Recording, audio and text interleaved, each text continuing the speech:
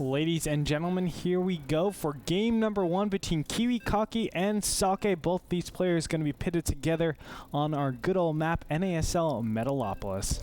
And then we came from the TVZ, now we're going into PvP. Headshot. Bringing in that race that we didn't get to see in those last matches. We're going to see plenty of it here, Protoss versus Protoss. And this matchup has actually been getting more and more exciting, of course. I feel like the way it's been developing since the beginning of this game, you know, at the beginning of beta, PvP was like a joke. Everybody just two-gated each other, right? And then everybody started just like proxy stargating each other and sniping cyber cores. And then it became just 4-gate versus 4-gate pretty much all the time. And but it's been actually evolving out of that. We saw even in the past people start working in builds like Blink, 3-gate Robo, etc. And now it's gotten even easier, and a lot of players are starting to just go for full tech, full economy builds that are really interesting to see, since we haven't been able to see that in the past. Yeah, it's cool. These players can actually sprint up to Colossus pretty easily now, or sprint up to Blinkstalker or something like that. Even Archons or something, knowing that they have the sentries at home. And it's interesting as well because you don't even have to make sentries. You could be like, oh, well, you're pressuring me. Warp in sentry, and then I force field, and then I just wait a little bit, warp in another sentry, force field, and you can just do it like that. You don't even have to defend right away. That's what makes it so much more interesting. So a lot of these players are just playing a lot more future-oriented. That's something that we always like to see in StarCraft 2. Yeah, and you know, both of these players are such smart players. I'm super interested to see how they're going to be adapting their play. Immediately, we already see a change, of course. Neither player going for that 12-gate. They're both going up to 13. So, I mean, that's completely changed. It used to be you had to go for that 12-gate to make sure you get that 4-gate up. You'd have your warp gate timing up a little bit earlier, that earlier Stalker as well, as fast as humanly possible. Now, of course, players are able to just play it a little bit safer, a little bit more economically focused, and not cut probes at all.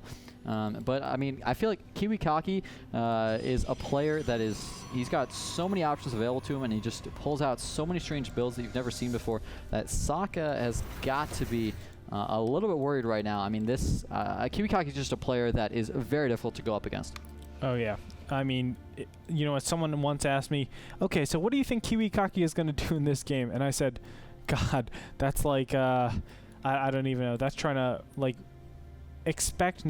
predict a Dungeons and Dragons dice roll. It's like really crazy. Yeah, you know what I'm talking about. Yeah, man. You get that 20, he gets the critical hit. All of a sudden, the 2 Immortals drop down. The Zealots get around him, man. You can't get that. What are you going to get, like +3 to Intellect or something? You're not going to beat that with Intellect, man. Now you're just getting crazy. Not at all. Now you're just getting crazy. Not Nevertheless, Kiwikaki, what I was trying to say is he's so hard to predict because the range of builds we've seen from him, even from cheeses to standard play, whatever he does, he just... It's just out there. No one does it. It's not a standard in anybody's book. Yeah, somehow since like the beginning of the game, he's always come up with builds that just are never seen by anybody else. He was like one of the first people to actually use the mothership competitively in a good way that was reliable. You know, using it to recall stalkers back to his main. Poor machine. Yeah, seriously. And what he would do in PvZ would blink in and just suicide all of his stalkers into one hatchery or one lair, one hive, and then you'd be like, okay, Kiwikaki, you just lost all your stalkers. Good job. And then all of a sudden, bam, recall. Blinks them all back. No, not doesn't blink. Recalls all of them back, and just like, what the heck just happened? No, you did not, Kiwikaki. Yeah, it's a pretty insane tactic. So he's a crazy player. He's got a lot of options available to him. That's going to make it very difficult for Socke to play against him. And I'm actually pretty surprised he put down that 2nd gate, and he's putting down a 3rd gateway right now. So maybe he's going to go for something like 3-gate expansion. Maybe he'll add on the Robo soon. But I would have expected him to drop down the Robo after the 1st gate, simply because against a player like Kiwikaki that's going to be so unpredictable, getting that scouting information, figuring out what he has with that observer is could be so very important. But perhaps Socke just feels so confident with this build that he's not going to fall to any type of all-in that Kiwikaki could throw at him.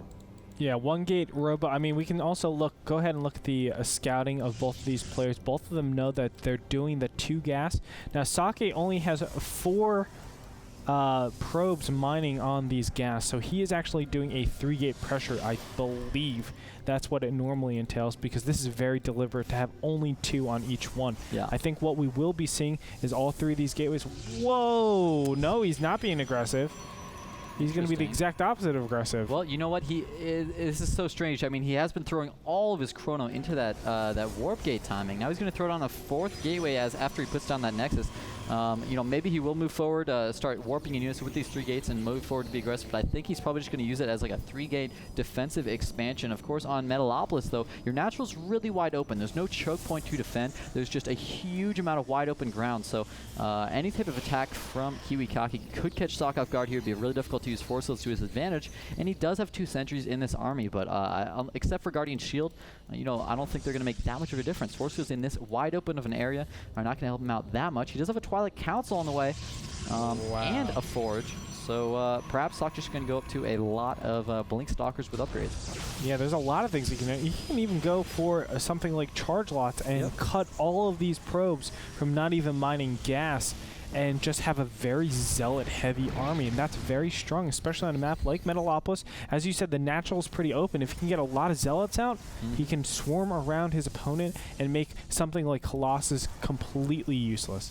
Now, we actually see Socke going for the same thing. He has the Twilight Council and Forge as well, but he's going straight for Blink.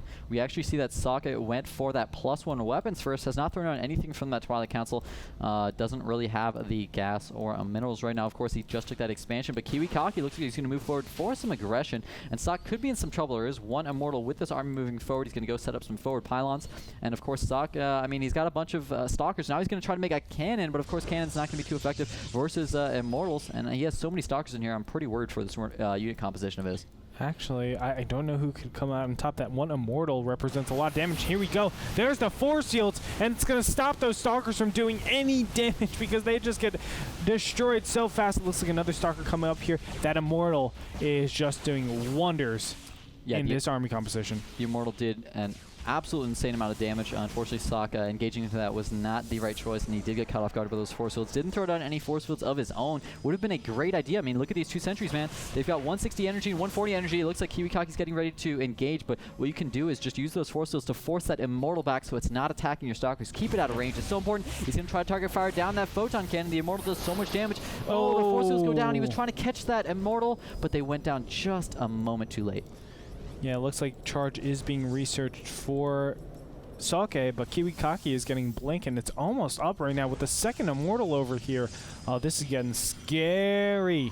Yeah, the only way he's going to be able to hold this is if he does get that charge out and still has a lot of his zealots left over. If he has some engagement happen here before he has charge, he'll be in a lot of trouble. But look at that charge, only about 15 seconds from completion. It's being chronoed to more like 10 seconds. And Kiwikaki's waiting so long to engage. Look how many Stalkers is in this army. This is going to be very susceptible. There might be a Blink here, and then he could Force Field aside. No, he's just going to straight in for his opponent. There's the charge, and it will do a lot. But wow, there are just so many units coming out from Kiwikaki. Kiwikaki able to just blink back with all of his Stalkers that are damaged. Now finally getting into the Immortals. The 1 Immortal will go down, but I don't know. The 2nd Immortal goes down as well. Is this going to be enough? I don't know. I don't think it will. There's just so many Stalkers with Kiwikaki. Once you get this many Stalkers, you can continuously blink individual Stalkers back. And Socke's trying to make more charge lots. I don't know if it'll be enough, though. He picks off the cannon. He definitely needs to continue being aggressive. He can't allow this Nexus to stay up and just fall back. I thought maybe that was a GG, but no, Socke just accidentally in chat, but he's still trying to micro his heart out there. Charge lots trying to engage, but they can't quite engage. There are just too many blink Stalkers from Kiwikaki. Yeah, it looks like he just keeps trying to warp in more units, but this is the thing, Kiwikaki, as soon as he gets those Zealots in there, it kind of negates that charge quite a bit. It makes the Stalkers a lot stronger, and there we go. The final battle looks like to be engaging right now. Probes being pulled offline, but I don't think it's going to be enough. Kiwikaki going to warp in more units, just blinking back all the weakened Stalkers. The Zealots can never get a good amount of damage on the same Stalker, so it makes it so difficult. Zealots are thinning out, and Socke is going to be blinked upon, loses a sentry, loses a Stalker, and that's going to be it. His whole army is demolished. Yeah, he really doesn't have a chance right now. He tried to warp in sentries to maybe force through the ramp, but of course Kiwikaki does have blink. He blinks straight up. There's the GG from Socke. Kiwikaki will be able to take game 1.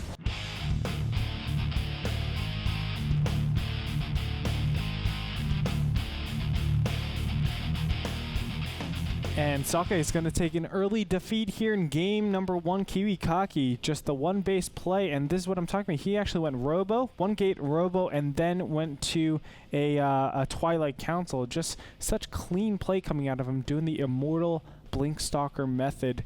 You know, what are your thoughts on that build in particular? Well, Kiwikaki's build was just really standard, actually, which is not what you usually expect from Kiwikaki at all.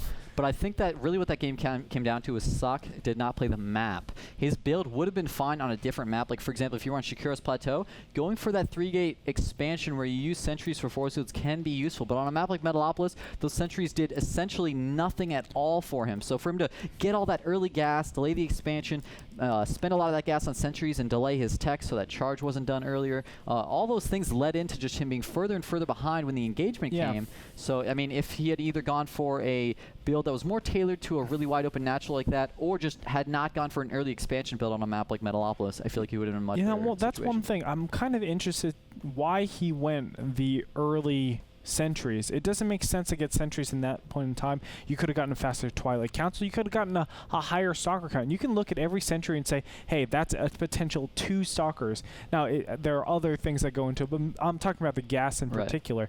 And when gas is so stressed in that beginning stage, it's really weird that he goes for those sentries. Maybe he's just like, oh, I want to use the gateways, but I also want to get an expansion, and the sentries are the cheapest things in terms of minerals. Absolutely. But still, I feel like the overall cohesion of the build doesn't go, or the cohesion with the units made doesn't go with the entire build that was done. Yeah, I mean, I think maybe the reason he did that was because he just wanted them to be building up energy all game. That's why he made them so early on. It could be. But it really just didn't work out for him. There unfortunately wasn't a single time that game where he had effective force fields that helped his army. So, but let's also put it there for Kiwikaki. He did an awesome amount of micro at that end game stage. It was probably like 2-3 minutes straight of micro, and he looked phenomenal. Of course. Yep, so we're going to go into game number 2, see if Kiwikaki can do it again, or Socke can come back into this. We're going to head over to Antigua Shipyard. Join us there in a little bit.